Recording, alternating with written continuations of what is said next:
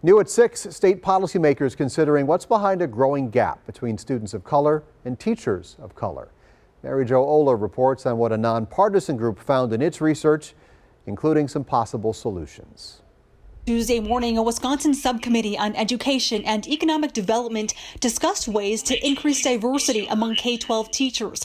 The nonpartisan research group Wisconsin Policy Forum found in the last decade the gap between students of color and teachers of color has grown. The percentage of teachers of color has remained relatively flat at a pretty low level, between 4 and 6%.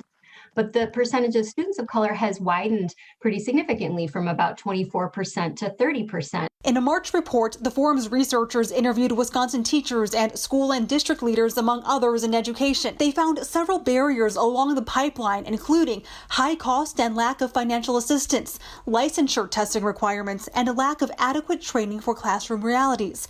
Other factors that may discourage students of color from pursuing teaching careers include negative experiences with teachers growing up, low compensation, and lack of support from leaders. There's an undercurrent of racism and racial bias just at the institutional level. And that may be, again, contrary to people's efforts. It may be contrary to, policies and practices being put in place.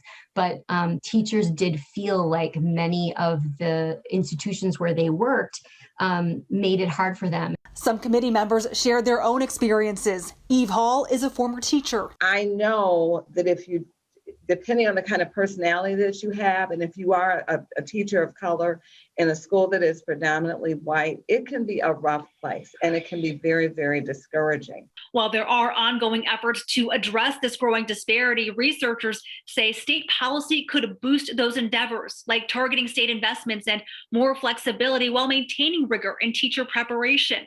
This committee is part of the Speaker's task force on racial disparities, and a co-chair says they hope to establish policy solutions in the coming months. Mary Jo Oler, TMJ4 News.